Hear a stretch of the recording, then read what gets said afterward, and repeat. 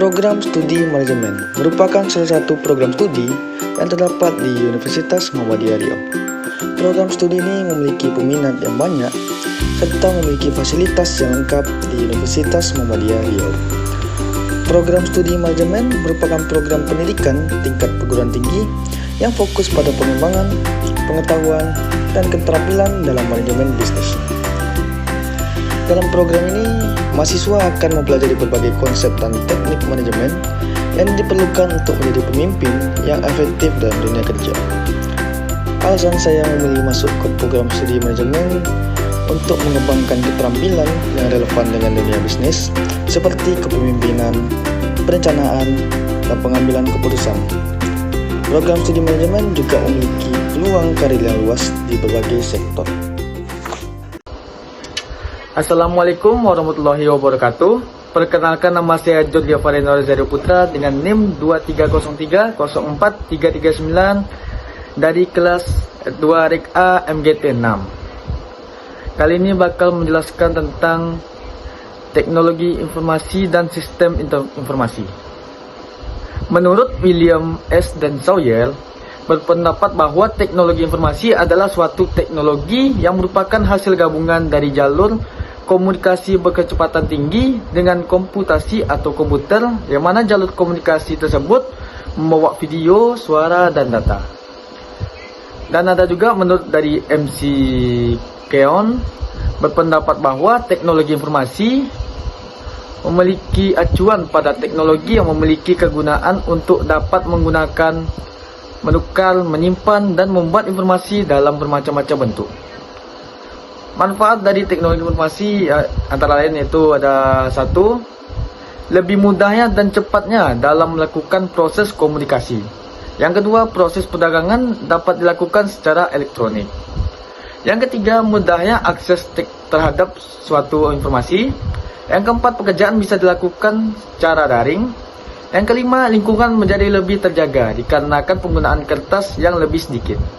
Penyebab teknologi informasi ini diperlukan ada tiga. Yang pertama itu ada tekanan akibat dari persaingan bisnis.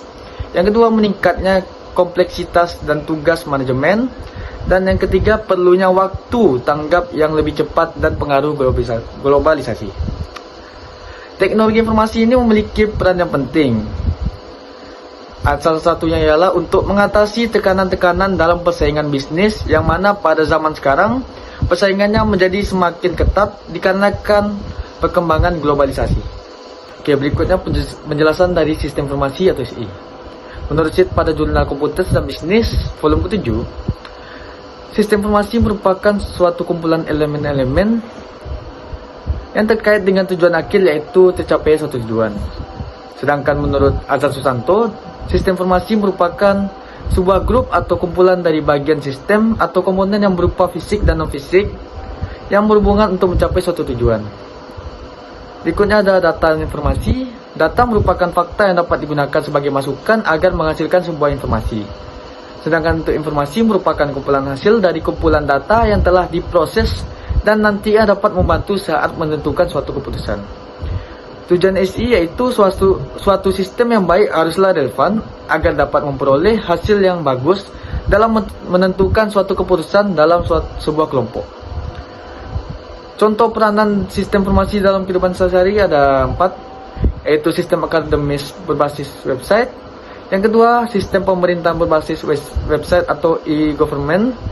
Yang ketiga, sistem pertukaran data digital. Dan yang keempat itu adalah sistem biometrik. Oke, lanjut dari materi kedua, yaitu adalah penjelasan dari hardware dan software. Komponen hardware disebut juga sebagai perangkat yang di dalamnya memiliki input dan output. Perangkat input atau perangkat masukan merupakan perangkat yang berfungsi untuk masukkan data ke dalam sistem komputer.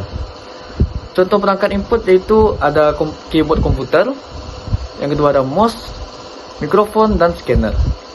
Unit sistem adalah perangkat pengolah data yang terdiri dari komponen elektronik, sirkuit, dan unit sistem yaitu terletak pada motherboard atau mainboard. Komponen utama motherboard adalah prosesor dan memori. Perangkat komunikasi adalah komponen perangkat yang digunakan untuk bertukar informasi ataupun data yang baik melalui PC ataupun perangkat mobile. Salah satu contoh adalah modem yang dapat fungsi untuk mengakses internet pada PC. Yang kedua itu adalah perangkat lunak komputer atau software. Merupakan peranti atau komponen dari komputer yang berbentuk data, program dan file digital yang bisa dibaca atau dipasang dalam komputer. Software juga bisa disebut sebagai bagian sistem dalam komputer yang tidak memiliki wujud, dan istilah ini digunakan agar menonjolkan perbedaan dalam antara software dan hardware. Jenis aplikasi perangkat lunak atau software ini adalah perangkat lunak sistem operasi, perangkat lunak driver, perangkat lunak aplikasi, dan bahasa pemrograman. Berikutnya merupakan penjelasan tentang pengambilan keputusan di level manajemen dan sistem penunjang keputusan. Pengambilan keputusan merupakan suatu hasil dari proses mental atau kognitif yang membawa seseorang yang terlibat ke dalam pemilihan sebuah rangkaian aksi dari beberapa alternatif pemecahan masalah yang ada. Semua proses pengambilan keputusan tentu menghasilkan satu keputusan final. Keputusan dibagi menjadi 3 tipe. Yang pertama itu adalah terstruktur, merupakan keputusan yang rutin sehingga dapat membentuk sebuah program penyelesaian. Keputusan ini terjadi dan dilakukan terutama pada manajemen tingkat bawah. Dan yang kedua itu adalah setengah struktur, merupakan perpaduan antara keputusan terstruktur dan tidak terstruktur. Keputusan ini umumnya bersifat rumit dan membutuhkan analisis serta pengamatan yang terperinci. Yang ketiga itu adalah tidak terstruktur, merupakan keputusan yang tidak dapat diprogram dan tidak selalu dapat terjadi. Keputusan ini dapat terjadi di dalam manajemen tingkat atas. Berikutnya merupakan jenis-jenis pengambilan keputusan di level manajemen. Yang pertama itu adalah keputusan pada tingkat manajemen puncak. Para pemimpin harus mengambil keputusan strategis yang akan membentuk arah keseluruhan perusahaan. Mereka harus mempertimbangkan tujuan jangka panjang, kondisi pasar, dan strategi organisasi untuk mencapai keberhasilan jangka panjang. Yang kedua itu adalah tingkat manajemen menengah. Manajer bertanggung jawab untuk menerjemahkan keputusan strategis menjadi tindakan taktis yang dapat diimplementasikan oleh timnya. Mereka harus memastikan efisiensi operasional dan pencapaian tujuan departemen atau divisi. Yang ketiga itu adalah tingkat manajemen operasional. Keputusan yang diambil lebih bersifat operasional dan berfokus pada aktivitas sehari-hari. Manajer operasional harus mampu mengelola tugas-tugas harian, mengatasi masalah operasional, dan memastikan kelancaran proses kerja. Yang terakhir itu adalah sistem penunjang keputusan. Sistem penunjang keputusan merupakan sistem yang dapat membantu pada saat pengambilan keputusan dalam bisnis atau organisasi. Sistem penunjang keputusan dapat digunakan pada tingkat manajemen, operasi, dan perencanaan. Sistem penunjang keputusan juga dapat digunakan untuk membantu mengambil keputusan dalam masalah yang memiliki kemungkinan berubah dengan cepat.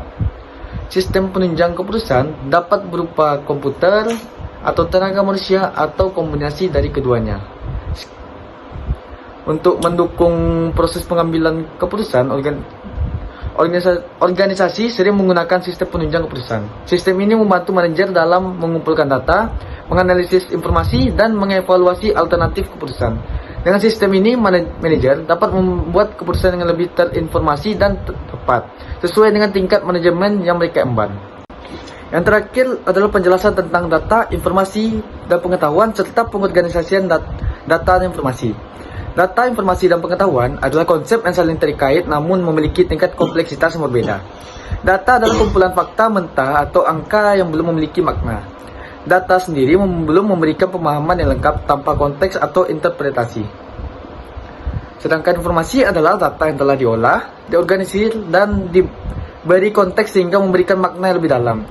Informasi memberikan pemahaman tentang hubungan antara data dan membantu dalam pengambilan keputusan. Informasi memberikan nilai tambah pada data dengan memberikan konteks dan relevansi. Yang ketiga itu adalah pengetahuan. Pengetahuan adalah pemahaman yang dimiliki seseorang berdasarkan informasi dan pengalaman yang dimiliki. Pengetahuan melibatkan pemahaman yang lebih mendalam, interpretasi, dan aplikasi informasi dalam konteks tertentu. Pengetahuan dapat membantu seseorang untuk memecahkan masalah, membuat keputusan, dan bertindak secara efektif. Pengorganisasian data dan informasi melibatkan proses pengelompokan, mengklarifikasikan, dan menyusun data dan informasi sehingga dapat diakses dan dimanfaatkan dengan lebih efisien. Ini melibatkan penggunaan sistem informasi basis data dan teknologi informasi untuk menyimpan, mengelola, dan mengakses data dan informasi dengan mudah. Pengorganisasian yang baik dapat meningkatkan efisiensi dan efektivitas dalam pengambilan keputusan dan operasional organisasi.